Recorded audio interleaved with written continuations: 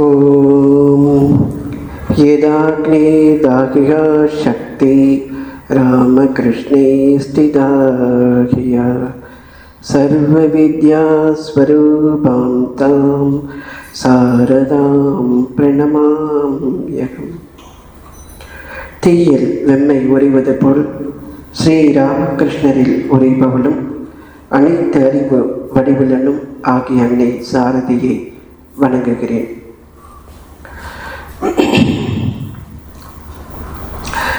சென்ற வாரம் பராபர கன்னி 20 மற்றும் 21 பார்த்தோம். ஈனம் தரும் உடலம் எனது யான் என்பதற ஆனந்தம் வேண்டி அலைந்தேன் பராபரமே.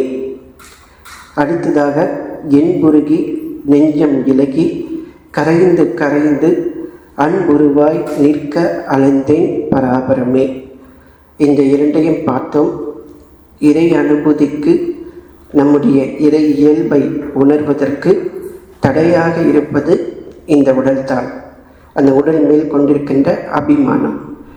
ஸோ இதை நாம் அபிமானம் கொள்வதால் அதிலிருந்து எனது யான் அகங்காரம் மமகாரங்கள் கொண்டு இந்த உலகப் பொருட்களில் ஆனந்தம் வேண்டி அலைந்து திரிந்தேன். இது ஒரு பிறவி அல்ல, பல பிறவிகளாக அலைந்து திரிந்தேன் என்ற பொருள்பட அந்த கன்னியை அருளிருந்தார். இந்த நிலையிலிருந்து விடுபடுவதற்கு என்ன வழி? உருகுவதை தவிர்த்து வேறு ஒன்றும் இல்லை. மனமும் உடலும் ஒன்றுக்கொண்டு தொடர்புரியது. எனவே என்புருகி நெஞ்சம் இலகி கரைந்து கரைந்து அன்புருவாய் நிற்க அலைந்தேன் பராபரமே. இறைவனை அன்பினால் மட்டுமே பெற முடியும், உண்மையான அன்பினால். ஸோ அந்த அன்பு எத்தகையது என்றால், எலும்பு உருக நாம் இறைவனை அன்பு செலுத்த வேண்டும். அந்த அளவுக்கு நான் அன்புருகி அலைந்தேன் பராபரமே, கருணை காட்டுவாய் என்ற பொருள்பட அந்த கண்ணியும் பார்த்தோம். அடுத்ததாக எதற்காக இதெல்லாம் செய்கிறோம்? அதற்கு விடையாக சுத்த அறிவாய் சுகம் பொருந்தின் அல்லால் என் சித்தம் தெளியாது என் செய்வேன் பராபரமே. சுத்த அறிவாய் 22வது கண்ணி. சுத்தம்னாக்க தூய்மை. இந்த தூய்மை எப்போது வருகின்றோம் என்றால் மயக்கமற்ற கலக்கமற்ற அந்த நிலையில். கலக்கம்னாக்க சின்ன ஒரு விருப்பம் கூட சலனம் கூட இல்லாத அறிவு, தூய அறிவு. எப்படி காற்று அசையாத இடத்துல விளக்கு நிலையாக நிற்கிறதோ அதே போன்று இறைவனை அடைந்த அந்த அறிவு தூய அறிவு. அந்த அறிவு பெற்ற பிறகு நாம் உலகில் எது நடந்தாலும் அதை கண்டு நாம் கலங்க மாட்டோம், மயங்க மாட்டோம். அத்தகைய தூய அறிவு, அந்த அறிவின் வடிவாக நின்று சச்சிதானந்தத்தை, ஆனந்தம் என்பது சச்சிதானந்தம். அப்போ அந்த ஆனந்தம் சச்சிதானந்தத்தை அடைந்தால் அன்றி என்னுடைய உள்ளம் தெளிவு பெறாது. உள்ளம் தெளிவுனாக்கா உள்ளம் கரைந்த நிலை, உள்ளத்தை கடந்த நிலை, அல்லது சுத்த உள்ளம், தூய உள்ளம். தூய உள்ளம், தூய புத்தி, தூய ஆன்மா ஒன்றே என்று குருதேவரும் சொல்லியிருக்கிறார், அந்நியாரும் சொல்லியிருக்கிறார்கள். ஸோ அந்த தூய்மை பெறும்போது நாம் அந்த தூய நிலையை அடைவோம். செய்த உள்ளம் தெளிவு அடையாது. இதற்கு நான் என்ன செய்வேன் என்ற பொருள்பட இந்த கன்னியை அருளியிருக்கிறார். அதனுடைய விரிவை நாம் இப்போ பார்ப்போம். அந்த சுத்த அறிவு அப்படின்னாக்கா தூய சைத்தன்யம், சச்சிதானந்தம். சித்தம் என்பது நாம் ஏற்கனவே பார்த்திருக்கிறோம், பல விருத்திகளை படைக்கின்ற ஒரு பொருள். அதாவது நமக்கு அகத்திலே இருக்கின்ற ஒரு அந்த கரணம். இந்த சித்தத்திலிருந்து தான் மனமும் செயல்படுகிறது. இந்த சித்தம் தெளிவடைய வேண்டுமென்றால் சுத்த அறிவு எனக்கு வேண்டும், தூய அறிவு. அதன் மூலமாகத்தான் சச்சிதானந்தத்தை பெற முடியும். இந்த சச்சிதானந்தம் பரவஸ்து அப்படின்னு சொல்கிறோம், சுத்த சைத்தன்யம் என்று சொல்கிறோம். தமிழில் வால் அறிவு, பிரக்ஞை, பிரஜானம். பிரஜானம் பிரம்ம என்பது மகா வாக்கியங்களில் ஒன்று. 4 மகா வாக்கியங்கள் நம்முடைய வேதத்தில் இருக்கின்றன. 4 வேதங்களிலும் இந்த ஒரு வாக்கியத்தை குரு வேதாந்த நெறியில் பழகுகின்ற சீரனுக்கு உபதேசம் செய்வார். அந்த வாக்கியத்தை மனதளவில் ஒரு சிப்பி எப்படி அந்த முத்தை, அதாவது அந்த தண்ணீர் உள்ள விழுந்தவுடனே அடைக்காத்து அது முத்தாக மாற்றுகிறதோ அதுபோன்று அந்த வாக்கியத்தை சிந்தித்து அதனை தியானித்து அதனுடைய உணர்த்துகின்ற அந்த பொருளை அடைகின்றான்.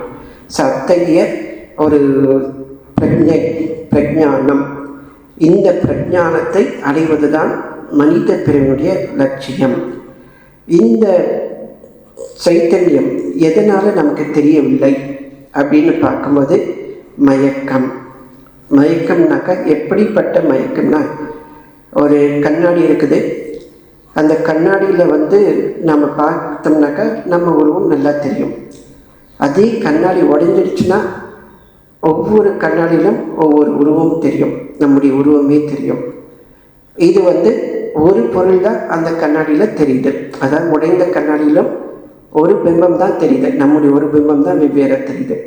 இப்போ நாம் வெளி உலகத்தில் பார்க்குற விஷயங்கள் எல்லாமே வெவ்வேறு உருவங்கள், வெவ்வேறு செயல்கள் எல்லாமே. இப்போ நான் ஆடுனாக்கா அந்த கண்ணாடி துண்டில் இருக்கிற எல்லா வடிவமும் ஆடும். ஆனால் நம்ம பார்க்குறதோ இங்கே வெவ்வேறு விதமான மனிதர்கள், மரம், செடி, கொடி எல்லாமே இருக்கின்றன. இதெல்லாம் என்னன்னு வரும்போது இதுதான் மாயை. இருக்கின்ற ஒரே வஸ்துவை பலவாக காட்டி நம்மை மயக்குகின்றது என்று வேதாந்திகள் சொல்வார்கள். இத்தகைய மாயையை நாம் கடக்க வேண்டும் என்றால் தொடர்ந்த முயற்சி, வேதாந்த நெறியில் தொடர்ந்த விசாரம். நான் யார், இந்த உலகம் என்பது என்ன, மனம் என்பது என்ன, தொடர்ந்து சிந்தனை செய்து செய்து மனத்தை கடப்பது ஒரு வகை. இன்னொன்று, இந்த மனத்தை இறைவனுக்கு அர்ப்பணம் செய்வதன் மூலமாக மனதை கடந்த நிலையை அடைவது. இந்த மனத்தை எதன் மீது வைக்கிறோமோ அதுவாக ஆகிறது. அது எதுவாக இருக்கட்டும், எந்த ஒரு விஷயமாக இருக்கட்டும். சப்போஸ் செல்வம் என்று வேண்டும் என்று ஆசைப்பட்டால் அதற்காக முயற்சியை செய்கிறோம். அதே போன்று ஒவ்வொரு விஷயமும் எந்த விஷயத்தின் மீது பற்று வைக்கிறோமோ அந்த விஷயத்தை அடைவதற்காக நாம் மேலும் மேலும் முயற்சி செய்து அதை அடைகிறோம். இந்த மனத்தினுடைய எண்ணத்தை புற உலகில் செயல்படுத்துவதற்கான முயற்சி தான் இந்த ஓட்டம், வாழ்க்கை ஓட்டம். இந்த மனத்தில் இருக்கின்ற எண்ணங்கள் ஆசையினால் வருகின்றது. ஆசை எதனால் வருகின்றது? அறியாமை. வெளியில் இருக்கிறது உண்மை, அதுதான் இன்பம் என்று நாம் நினைக்கின்ற எண்ணம். அதன் மூலம் அதை பெற வேண்டும் என்ற ஆசை, ஆசையின் மூலம் செயல், செயல் மூலம் பலன்.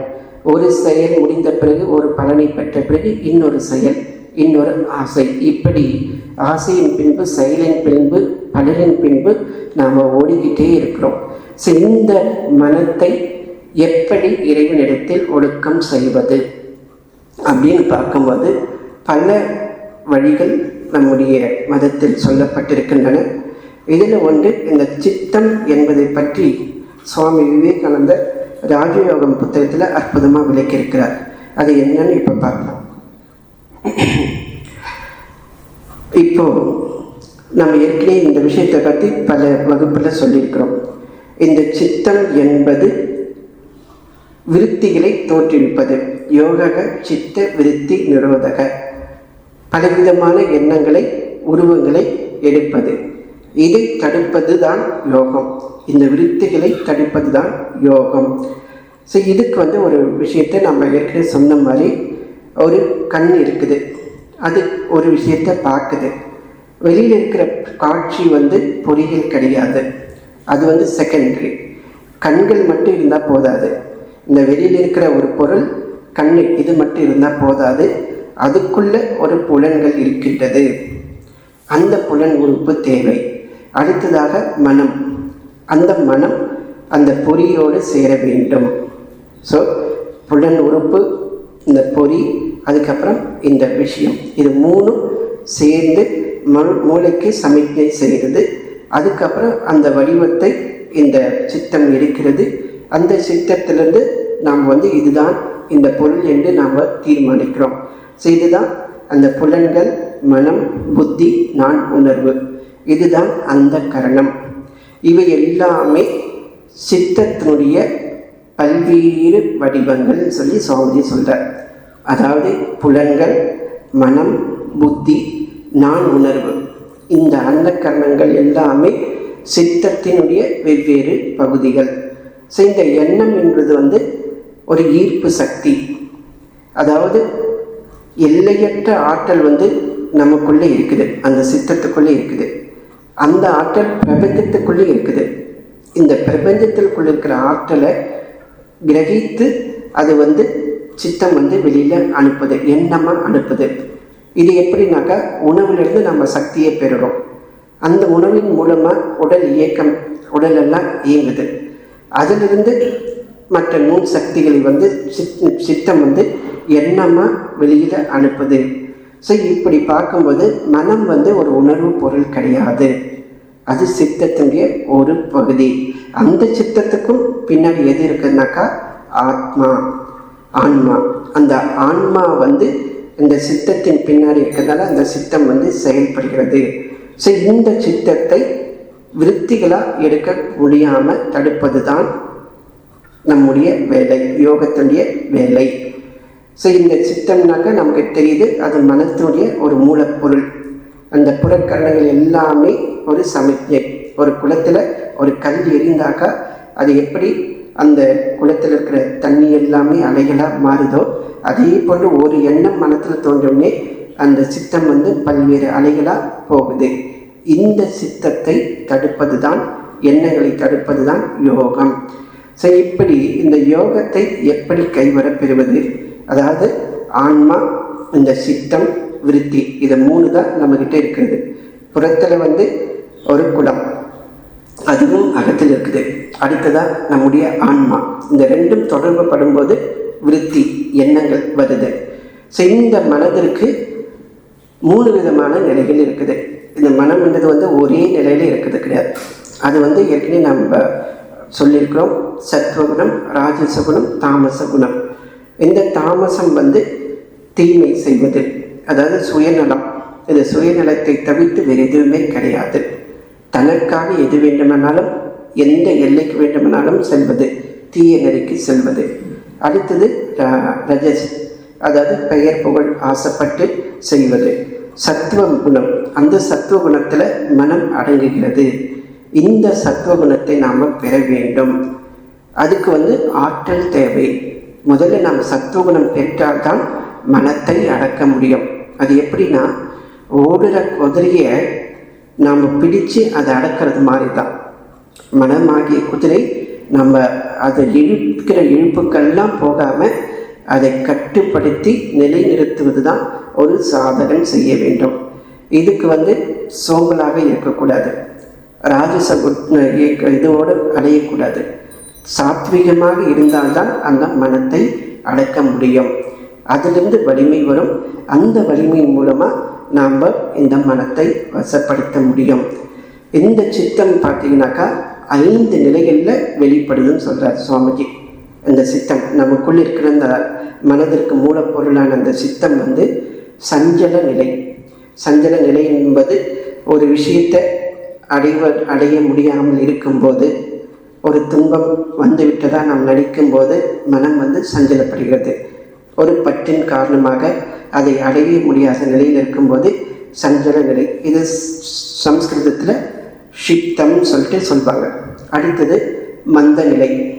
அப்புறமா பார்த்துக்கலாம், கடவுள் எல்லாம் அப்புறமா அடைஞ்சிக்கலாம். இப்போ மெடிடேஷன் பண்ண முடியல என்ன, நாளைக்கு பண்ணலாம்.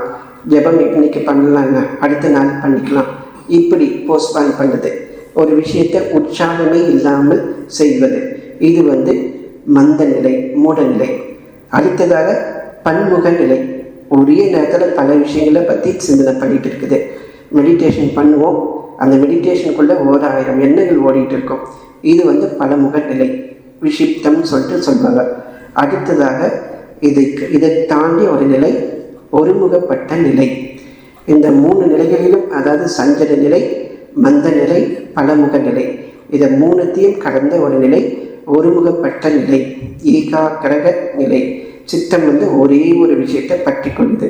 அது இறை நாமமாக இருக்கலாம், அல்லது அந்த நான் விசாரம் செய்து அது முன்னேற்றமாக இருக்கலாம், அல்லது வேதாந்த விசாரம், அகம் பிரம்மாஸ்மி, அயம் ஆத்மா பிரம்ம, பிரஜானம் பிரம்ம, தத்துவமசி, இந்த மாதிரி ஒரு மகா வாக்கியத்தை சிந்தனை செய்து அதனுடைய காட்டுகின்ற அந்த லட்சியத்தை அடைகின்ற ஒரு பாதை. ஸோ இந்த மாதிரி ஒரே விஷயத்தில் மனம் நிலை பெறுவது. அடுத்ததாக மூடு நிலை, நிறுத்தம். மூடு நிலை என்பது இந்த பிரபஞ்ச தோற்றத்தை நாம் கடந்து செல்கின்ற நிலை. இந்த நிலை, இந்த 5 நிலைகள் இந்த சித்தம் இருக்கிறது. ஸோ இந்த மந்த நிலையில் மந்தமாக இருக்குது. இந்த மந்த நிலை தேவர்களுக்கும் இருக்கிறது, அசுரர்களுக்கும் இருக்கிறதா பதஞ்சலி முனிவர் சொல்கிறார். இந்த பலமுக நிலை என்பதும் எல்லார்கிட்டமே இருக்கிறது. இந்த ஒருமுகப்பட்ட நிலை யோகிகள் யோக பயிற்சி செய்கிறவங்கக்கிட்ட வருது.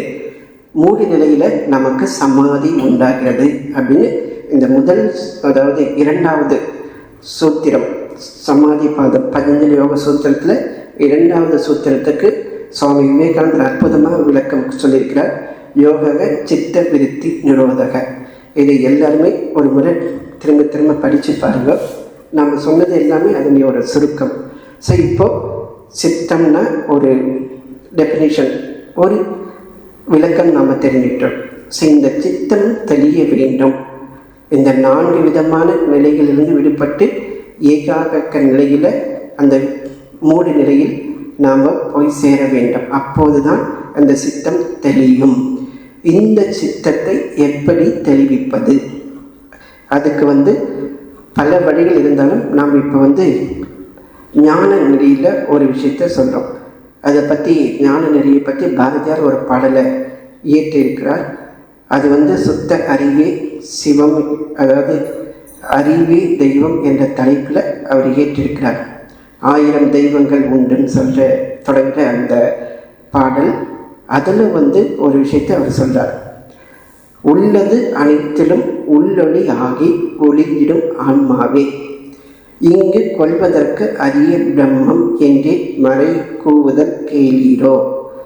நீ பார்க்குற எல்லா விஷயம், அது ஆண் பெண், மனிதர்கள், நல்லவர்கள், கெட்டவர்கள், அப்புறம் குழந்தை முதல் முதுமை பருவத்தில் இருக்கிறவங்க யாராக இருக்கட்டும், அடுத்தது அசைகின்ற அசையா பொருட்கள், இப்படி எல்லாவற்றிலும் உள்ளொளியாகி ஒளிந்திருக்கின்றது ஆன்மா மட்டும்தான். இதுதான் பிரம்மம். அதை மறைகள் சொல்கிறத நீங்கள் கேட்கலையா? மறைகள் கூவுது, அதை நீங்கள் கேட்கலையா? அப்புறம் பல கதைகள், மெல்ல பல தெய்வம் கூட்டி வளர்த்து வெறும் கதைகள் சேர்த்து பல கள்ள மதங்கள் பரப்புவதற்கு ஒரு மறை காட்டவும் வல்லீரோ. இது சொல்வது எல்லாமே சண்டை போடுபவர்களுக்கு, மதவெறி பிடித்தவர்களுக்காக இந்த ஒரு வரியை சேர்த்திருக்கிறார். இதுக்குள்ள நம்ம போக வேண்டிய அவசியம் கிடையாது. நாம் கருத்தில் கொள்ள வேண்டியது ஒன்று பிரம்மம் உள்ளது. அடுத்த பாடல் பாடல் வரி, அந்த பாடலுடைய வரி, ஒன்று பிரம்மம் உள்ளது உண்மை அத்து, உன் உணர்வு எனும் வேதம் எல்லாம் என்றும் ஒன்று பிரம்மம் உள்ளது உண்மை அஃது, உன் உணர்வு எனக் கொள்வாயே. அந்த உண்மையை நீ உணர்ந்து கொள், அதுதான் நீ, அந்த பிரம்மம் தான் நீ என்பதை நீ உணர்ந்து கொள்.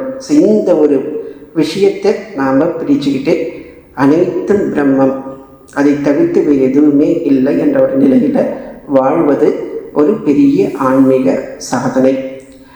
பகவான் ஸ்ரீராமகிருஷ்ணர்கிட்ட ஒருத்தர் போயிட்டு ஒரே வாக்கியத்தில் நான் ஞானம் பெறணும், நீங்கள் சொல்கிற ஒரு வாக்கியத்தில் நான் ஞானம் பெறணும், அந்த வாக்கியத்தை நீங்கள் சொல்லுங்க அப்படின்னு கேட்கும்போது அவர் சொன்னது, பிரம்மம் சத்தியம் ஜெகத் மித்யா, பிரம்மம் தான் உண்மை, இந்த உலகம் பொய், இதை உணர்ந்து மௌனத்தில் இரு அப்படின்னு சொல்கிறாங்க.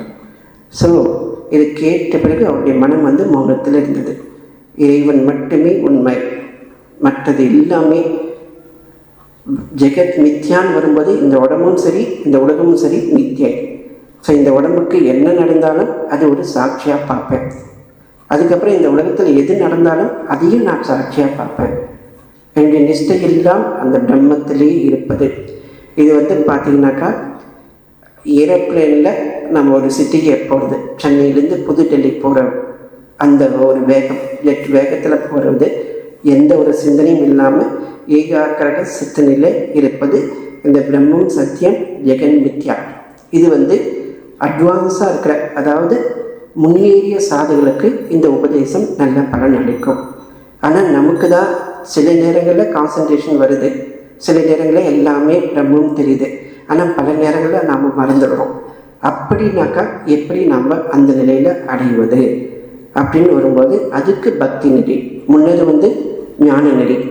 அதில் எந்த ஒரு காம்ப்ரமைஸுக்கும் இடம் கிடையாது. அதாவது இந்த உடம்புக்கு கூட அதில் இடமே கிடையாது. அனைத்தையும் ஒரு சாட்சியாக பார்ப்பது. அது எப்படின்னா, ஏற்கனவே ஒரு விஷயத்தை சொல்லியிருக்கிறோம். சுவாமி விவேகானந்தர் தன்னுடைய சொற்பொழில் சொல்லியிருக்கிறார்.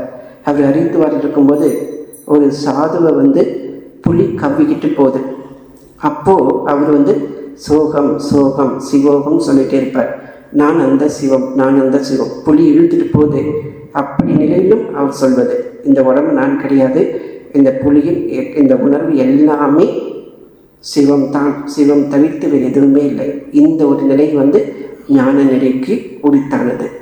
பக்தி நிலையில் வரும்போது ஒரு விஷயம், இது பார்த்தீங்கன்னா பெரிய புராணத்தில் ஒரு செய்யுள், எத்தன்மையராக ஆயினும் ஈசனுக்கு அன்பர் என்றால் அத்தன்மையராய் நம்மை ஆள்பவர் என்று கொள்வார்.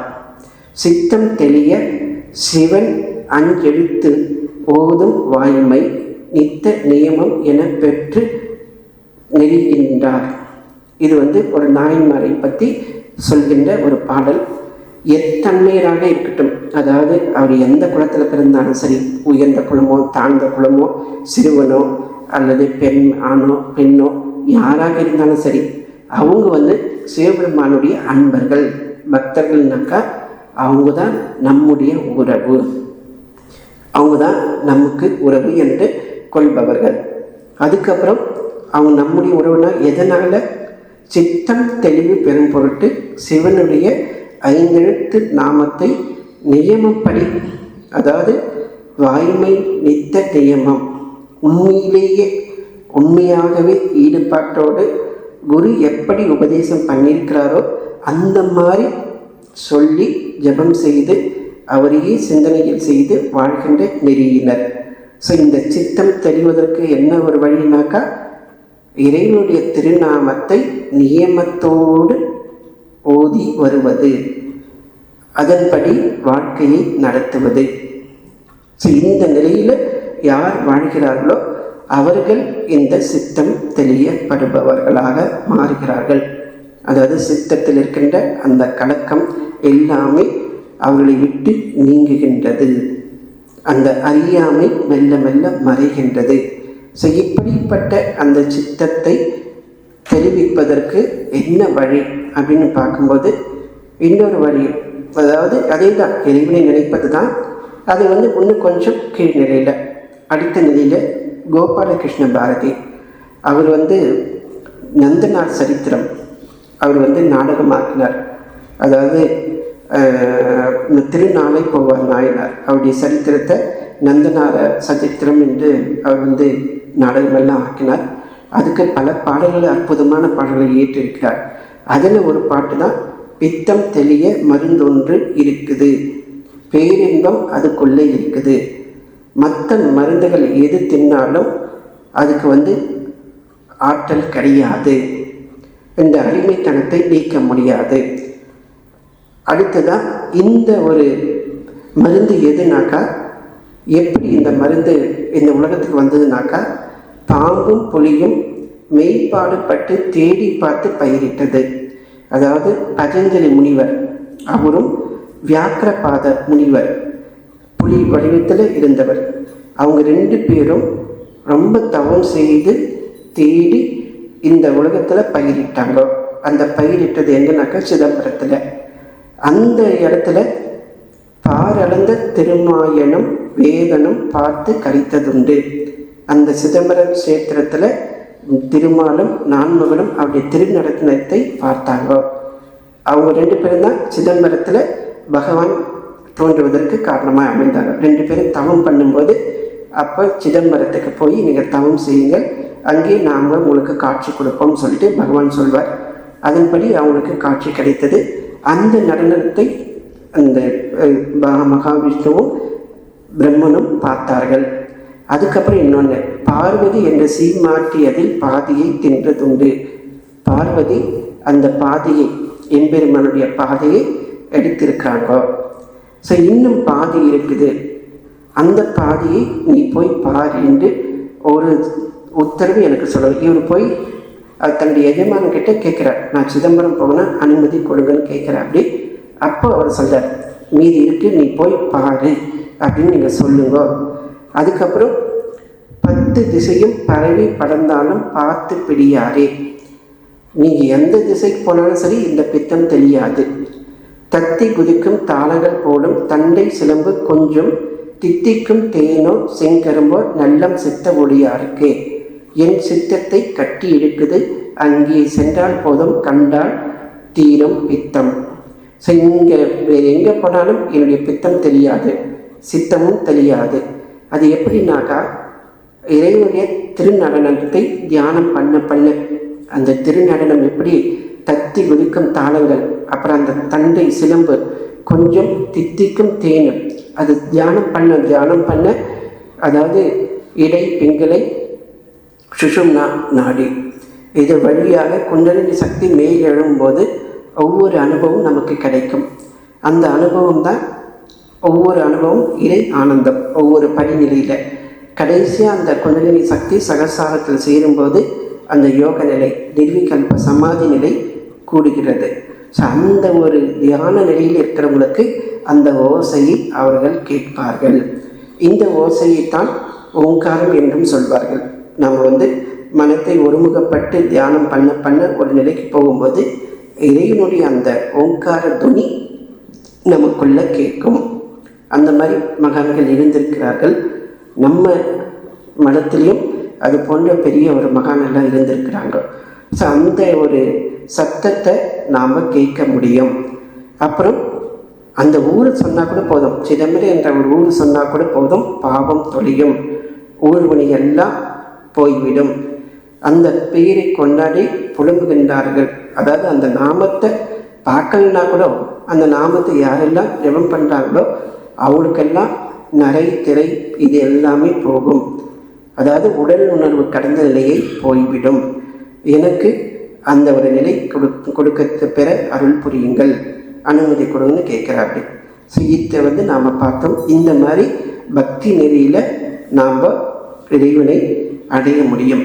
சரி, அடுத்ததாக தியான நிலையில் நாம் இறைவனை பற்றி இந்த அளவுக்கு நம்ம முன்னேறினாக்கா தினசரி வாழ்க்கையில் நாம் ஒரு ப்ராக்டிஸ் பண்ணணும். அதை பற்றி நம்ம பல வகுப்பில் சொல்லியிருக்கோம், மறுபடியும் அதை சொல்கிறோம். நம்ம பார்க்குற இந்த உலகமும் சரி, இந்த உடம்பும் சரி, இந்த மனசும் சரி, உண்மையில் மாயை. இந்த மாயை என்பது என்ன என்பது மாயைக்குள்ளே இருக்கிற வரைக்கும் நமக்கு புரியாது. கனவுல நாம் பல விஷயங்களை பார்த்துட்டே இருக்கிறோம், அது கனவுன்னு நமக்கு தெரியாது. அதுக்குள்ளே நாம் ஓடுவோம், துன்பப்படுவோம், ஆனந்தப்படுவோம். ஆனால் கனவு விட்டு வெளியில் வந்தால் தான் அது கனவுன்னு நமக்கு தெரியும்.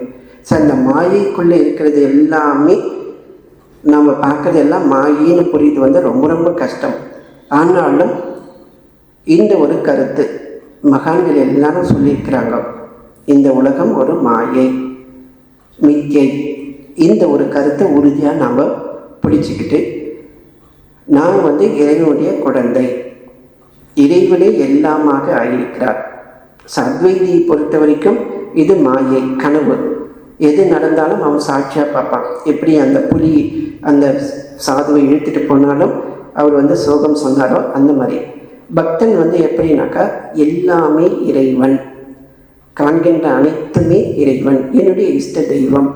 அது சிவபெருமானாகட்டும், மகாவிஷ்ணு ஆகட்டும், அம்பாள் ஆகட்டும், முருகப்பெருமான் ஆகட்டும், பகவான் ஸ்ரீராமகிருஷ்ணர் ஆகட்டும், நான் காண்பது அனைத்தும் ஸ்ரீராமகிருஷ்ணருடைய வடிவங்கள் தான். இந்த ஒரு எண்ணத்தை மனதுக்குள்ள உறுதியாக நாம் வச்சுக்கிட்டு இருக்கணும். அடுத்தது எது நடந்தாலும் அவருடைய திருவிளையாடல். என்னுடைய வாழ்க்கையில் எது வந்தாலும் சரி, நல்லது கெட்டது எது நடந்தாலும் அவருடைய திருவிளையாடல். நான் அவருக்கு சமர்ப்பணம் பண்ணிவிட்டேன். அவர் எனக்கு எது கொடுத்தாலும் அது பிரசாதம். அந்த ஒரு மனநிலை. இப்படி இருந்துட்டு நம்ம சும்மா இருக்கக்கூடாது. நமக்கு என்ன கடமை கொடுத்துருக்கிறாரோ அதை சிரத்தையாக செய்ய வைத்து கொண்டே போகணும். நமக்குன்னு ஒரு தர்மம் இருக்குது. அந்த தர்மத்தை நாம் முறையாக செய்ய வேண்டும். இப்போ ஆஃபீஸில் கணக்கு எழுதணும்னாக்கா திருட்டு கணக்கு எழுதாமல் ஒழுதினால் கணக்கு எழுதுது. அதுக்கப்புறம் நம்ம இல்லத்தரசியாக இருந்தோம்னாக்கா சமையல் பண்ணுறதாகட்டும், வீடு பெருக்கிறதாகட்டும் உண்மையாக பண்ணுறது. ஒரு புருஷன் மேலே இருக்கிற கோபத்தினால மிளகாயோ உப்பு கொட்டாமல் உண்மையாக அன்போடு பண்ணுவது. ஜஸ்ட் ஒரு உதாரணத்துக்காக சொல்கிறேன். அதாவது ஒரு ஒழுங்கோட, ஒரு பிரார்த்தனையோட, ஒரு இறை அர்ப்பணமாக எந்த செயலை செய்தாலும் அதில் உயர்வு தாழ்வு எதுவும் பார்க்காமல் ஒரு பூஜையாக நேர்த்தியாக செய்வது. பெருக்கிறத கூட ஒரு பூஜையாக செய்து அறையை கூட்டுறதும், சமைக்கிறதும், அந்த பாத்திரங்களை கழுவுறதும், பொருட்களை அந்த இடத்துல வைக்கிறதும் எல்லாமே இறைவனுக்குரியவை, இறைவனுடைய பொருட்கள். இந்த ஒரு எண்ணத்திலே நம்ம கொஞ்ச நாள் ப்ராக்டிஸ் பண்ணோம்னாக்கா ஒவ்வொரு செயலையும் நாம் ஸ்ரத்தையோடு செய்கின்ற ஒரு இயல்பு நமக்கு தானாக வந்துடும். அந்த ஒரு ஸ்ரத்தையை, அந்த ஒரு நேர்த்தி, பர்ஃபெக்ஷன், அந்த ஒரு செயலை பர்ஃபெக்ஷனோடு செய்வது. சுவாமி விவேகானந்தர் சொல்வார், ஒருத்த உயர்ந்த நிலை, அதாவது உன்னத நிலையில் இருக்கும்போது பல அரிய காரியங்களை செய்யலாம். அதாவது எல்லாருடைய முன்னிலையிலும் பெயர் புகழ் அடைந்த நேரத்தில் ஒரு சிறப்பான காரியங்களை செய்யலாம். ஆனால் சாதாரண நிலையில் இருக்கும்போது அவன் எப்படி செய்யலாம், சாதாரண வேலைகளை எப்படி செய்யலாம், அதை பொறுத்து தான் அவனை தீர்மானிக்கணும் அப்படின்னு சொல்கிறார். அந்த மாதிரி சாதாரண வேலையையும் பூஜையாக செய்வது. சின்னது பெருசுன்னு கிடையாது. வேலைன்னு வந்துட்டால் ஒரு கர்மமும் வந்துட்டால் அது கர்ம யோகமாக நாம் மாற்றணும். அடுத்ததாக மயக்கமற்று இருக்குது. நாம் நல்லா பண்ணோம்னாக்கா, சப்போஸ் சமையல் நல்லா இருந்ததுனாக்கா ஆஹா சூப்பர்னு சொல்லுவாங்க. அது கேட்டவுடனே நமக்கு அப்படியே தலையிலேருந்து பாதம் வரைக்கும் ஒரு புல்லாங்குதம் அடையும். அந்த மாதிரி இல்லாமல் இது நல்லதாக போனதுக்கு பகவானுடைய கருணை, நான் நல்லா பண்ணியிருக்கேன், கிரெடிட் அவருக்கு போகட்டும். அதே மாதிரி எந்த விஷயம் நடந்தாலும் சரி, நம்ம மூலமாக மற்றவங்களுக்கு நல்லதோ பாராட்டோ கிடைச்சா அது அருள், இறைவனுடைய அருள். சப்போஸ் ஏதோ மிஸ்டேக் ஆச்சுன்னா அது நம்முடைய மிஸ்டேக். இதை நான் பகவானுடைய பணியாக செய்கிறேன், நேர்த்தியாக செய்யணும். இந்த ஒரு எண்ணத்தோடு நாம் செய்துட்டு வரும்போது பெயர் புகழ்னால நாம் பாதிக்கப்பட மாட்டோம். இது செயல் மூலமாக ஒரே நிலையில் இருப்பது, அதாவது சிறப்பாக செய்வது. அடுத்து பழகுவது, மற்றவங்களோட பழகுவது. பழகும் போதும் நல்லவர்கள்கிட்ட நாம் பழகலாம், கெட்டவர்கள்கிட்ட விலகி இருக்கணும். குருமலை சொல்கிற மாதிரி நல்லவனும் நாராயணன் தான், புலியும் நாராயணன் தான். அதனால புலிகிட்ட யாரும் போவது கிடையாது. அதே மாதிரி கெட்டவர்களாக இருப்பதும் இறைவன் தான். ஆனால் அவங்கக்கிட்ட நாம் விலகி இருக்கணும்.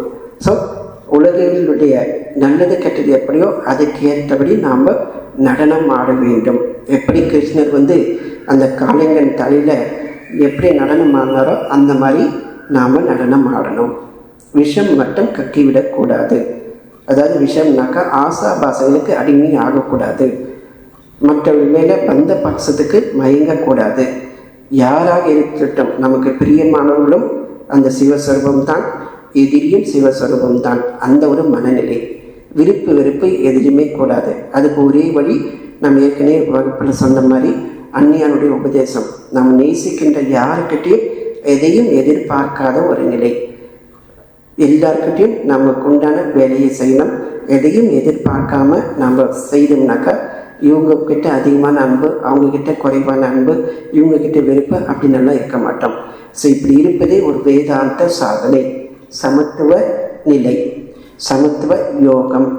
சமத்துவம் யோக உச்சதே அப்படின்னு கீதையில் சொல்கிற அந்த சமத்துவத்தை நாம் பழக வேண்டும். இது எப்படி பழக முடியும்னாக்கா, எல்லாமே இறைவனுடைய வடிவங்கள், எல்லாமே அவனுடைய லீலை. நல்லது கெட்டது இது எல்லாமே லீலை தான்.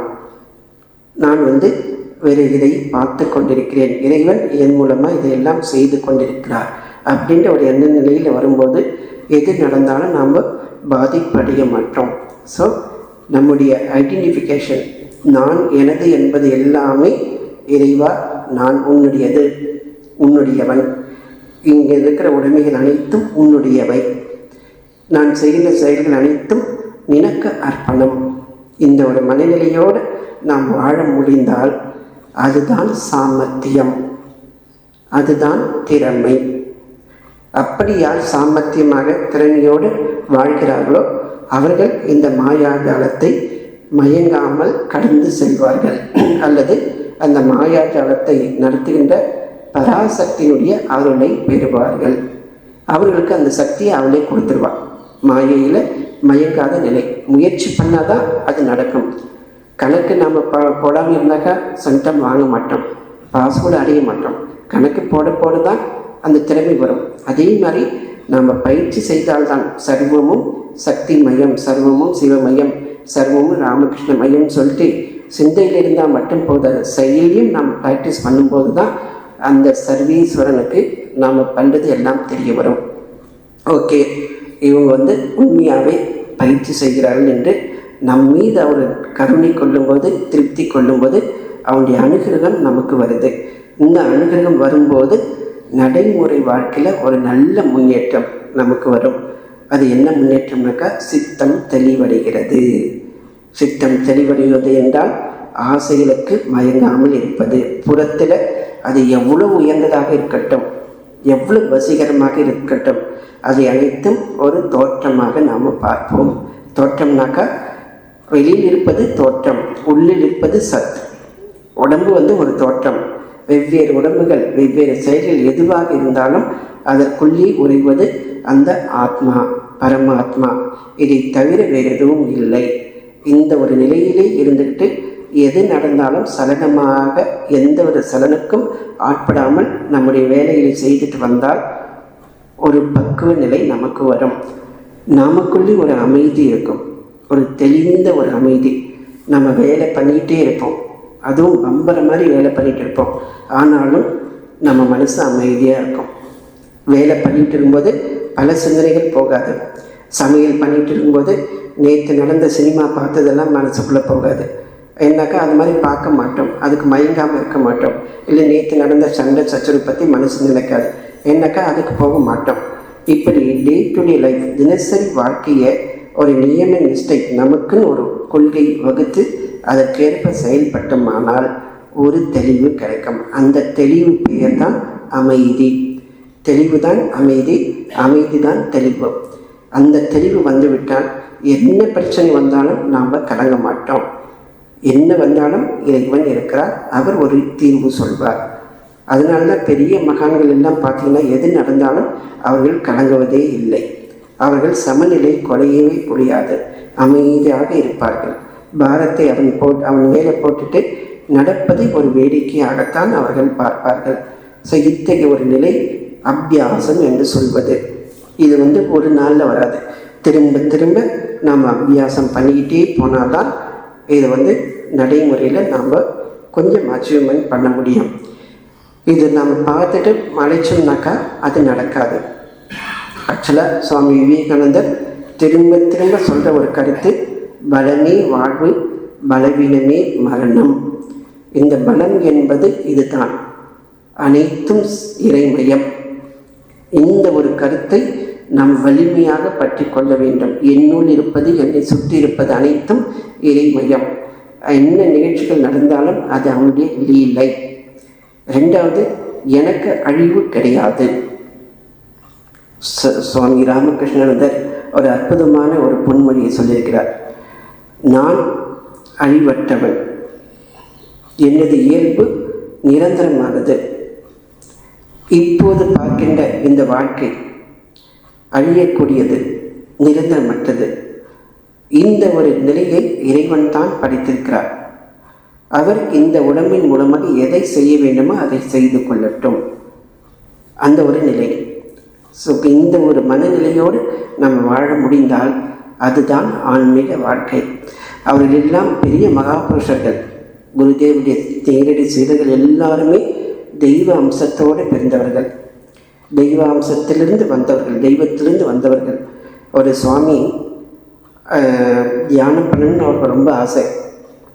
துரியானந்தரோடு சேர்ந்து ஒரு பல மணி நேரம் மெடிடேஷன் பண்ணிகிட்டே போவாப்படி. எவ்வளோ முயற்சி பண்ணாலும் ஒரு எல்லைக்கு மேலே அவரால் போக முடியல. ஸோ இதை அன்னையார்கிட்ட போய் சொல்கிறார், தூய் அன்னையார்கிட்ட. அவர் சொல்கிறார், நீ யார் கூட போட்டி போட்டுட்டு இருக்கிற, அவங்கெல்லாம் மனிதர்களா அப்படின்னு கேட்குறாங்க அம்மா. அதாவது துரியானந்தர் போன்றவர்களெல்லாம் மனிதர்களா? எதுக்கு இதை சொல்கிறாங்கனாக்கா, ஒரு போட்டின்னு வரும்போது இரண்டாவதாக ஒரு வஸ்து, ஒரு போட்டி. அதை விட நான் உயர்ந்த நிலைக்கு போகணும், அட்லீஸ்ட் அதோட சமநிலை அடையணும். இதுவே ஒரு மாயை. ஸோ இந்த மாயையிலிருந்து நாம் விடுபட வேண்டும் என்றால் குருவினுடைய உபதேசம் நமக்கு தேவை. குருவினுடைய உபதேசம் நம்முடைய நிலை என்ன என்பதை தெளிவாக புரிய வைக்குது. ஸோ போட்டி அப்படி இல்லாமல் உண்மையான ஈடுபாட்டோடு நம்ம முயற்சி செய்தோம்னால அந்த நிலையை அடைய முடியும். ஸோ இந்த மாதிரி அவர்கள் வாழ்ந்து காட்டியிருக்கிறார்கள். நோய் வந்த போதும் அவர்கள் எப்படி இருந்தாங்கிறது நம்ம பார்க்கலாம். அவங்களுடைய வாழ்க்கையில் எவ்வளோ பிரச்சனை வந்தாலும் அவங்க எல்லாருமே பகவான் கிட்ட தான் முறையிட்டார்கள். அவர்கள் ஒருபோதும் செயலை கைவிட்டதில்லை, முயற்சியை கைவிட்டதில்லை. நம்மளுக்கு விட இந்த பிரச்சனைகள் எல்லாம் அவங்களுக்கு இருந்தது.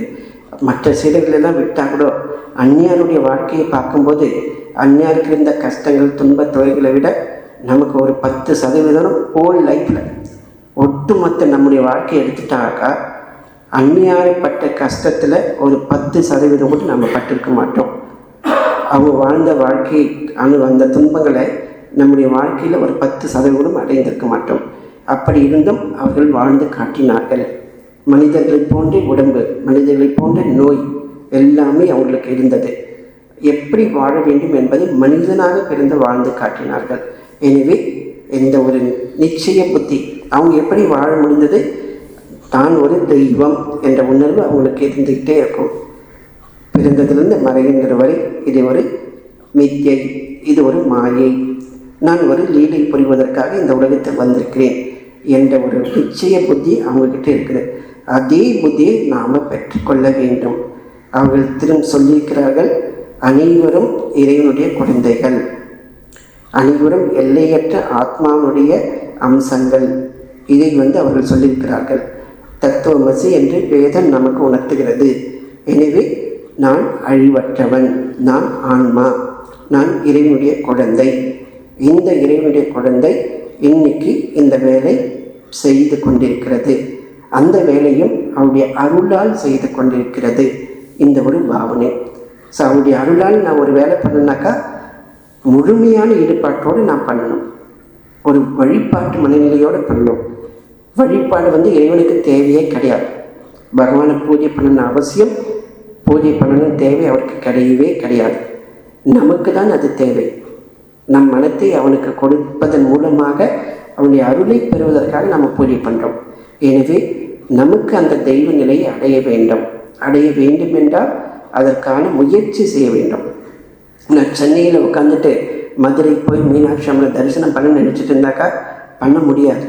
நான் முதல்ல இங்கேருந்து கிளம்பணும். ஏதாவது ஒரு வழியில் நடந்துனா போகணும், பஸ்ஸில் தான் போகணும், ட்ரெயினில் தான் போகணும், இல்லை ஃப்ளைட்டை பிடிச்சாச்சும் போகணும். போனால் தான் நான் அடைய முடியும். இங்கேயே உட்காந்துட்டு இருந்தாக்கா போக முடியாது. அதே மாதிரி தான் இறைநிலையை அடைய வேண்டும் என்ற முயற்சி செய்தால் அதற்கான ஏற்பாடுகள் என்னவோ அதை நாம் செய்ய வேண்டும். ஏற்பாடுகள் எது என்றால் அனைத்தும் மாயாஜாலம், இறைவனுடைய மாயாஜாலம். இந்த உலகமே மாயாஜாலம். நன்மை தீமை எது வந்தாலும், வாழ்க்கையில் உயர்வு தாழ்வு எது வந்தாலும் மாயாஜாலம். எதனால மாயாஜாலம்? இந்த உலகத்தில் எவ்வளோ உயர்ந்த நிலையை அடைந்திருந்தாலும் சரி, அது எல்லாமே கனப்பொழுது போதும் அழிவை சந்திப்பதற்கு.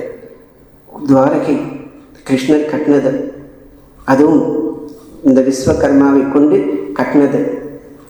உலகத்திலே அப்படி ஒரு நகரம் நிர்மாணிக்க முடியாது. அவர் கண்ணு முன்னாடியே கடல் அழிந்தது. அவர் கண்ணு முன்னாடியே எல்லோரும் வெட்டி மடிந்து செத்தார்கள். இதை அவர் சகலமே இல்லாமல் பார்த்தார். ஸோ பகவானே அப்படி வாழ்ந்து காட்டியிருக்கிறார். இது எல்லாமே நிலையற்றவை, பகவான் மட்டுமே உண்மை, இதை நீ கெட்டியாக பிடித்துக்கொள் என்று இறைவன் நமக்கு உணர்த்துகிறார். ராமருடைய வாழ்க்கையில் கஷ்டமே இல்லாததால் அவருக்கு உயிருக்குறான சீதாதேவி அவர் காட்டுக்கு அனுப்ப வேண்டியதாயிற்று. அப்படி ஒரு நிலை.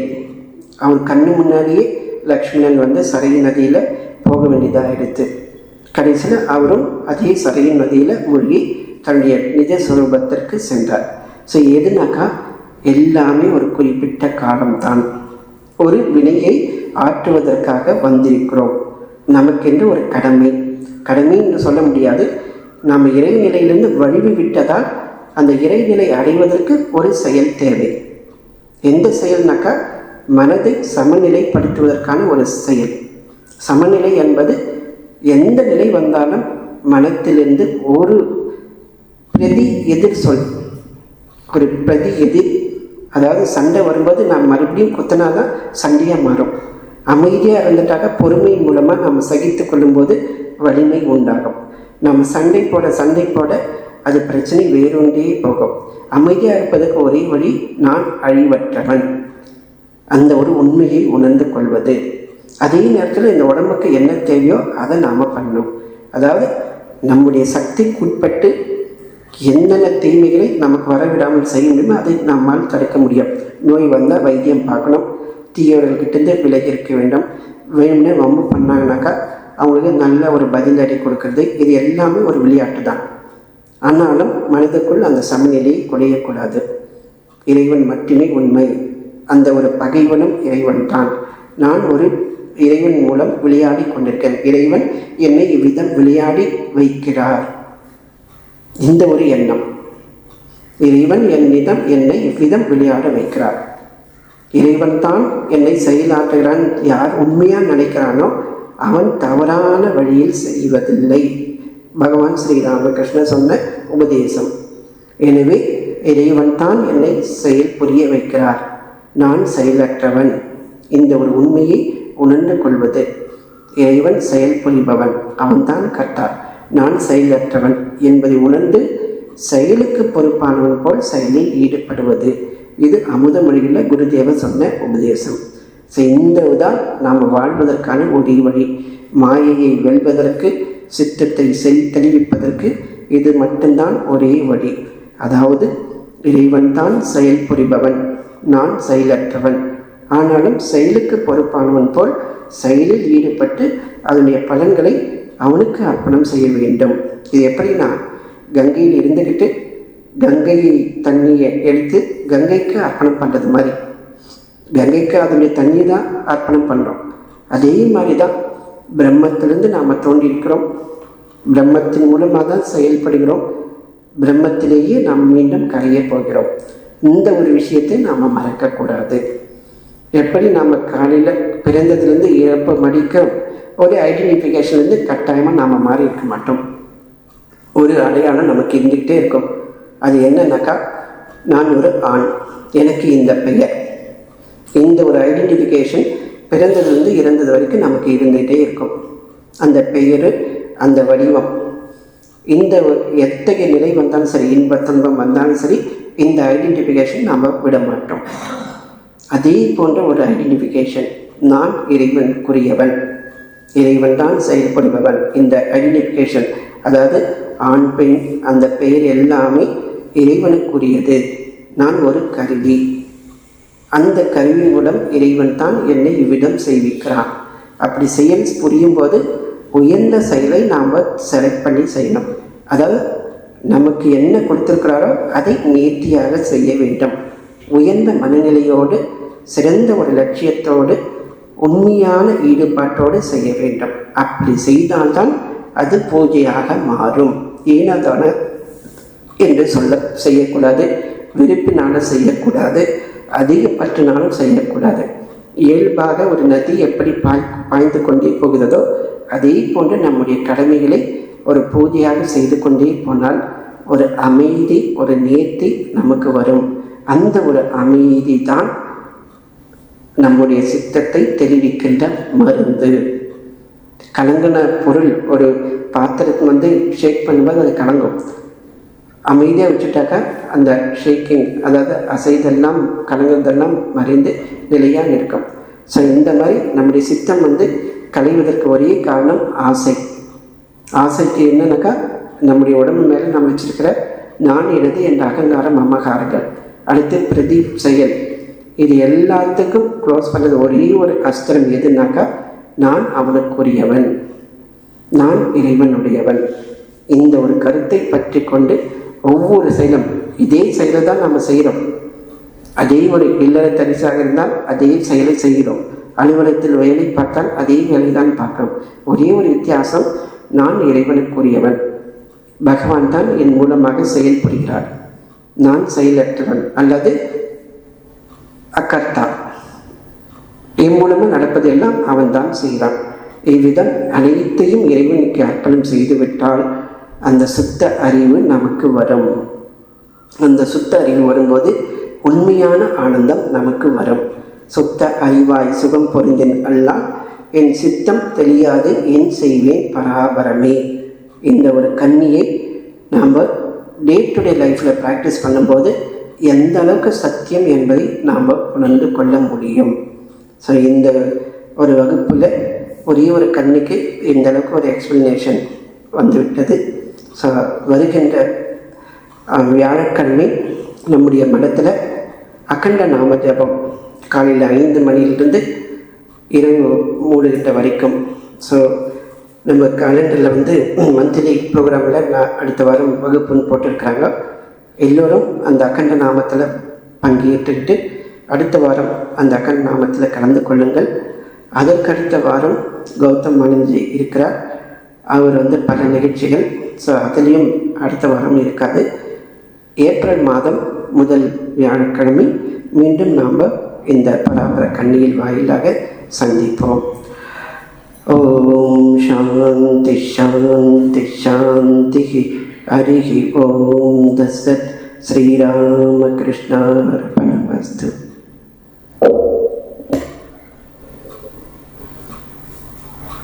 சொன்ன பாயிண்ட் எல்லாம் புரியுதா? கிளியராக இருக்கா?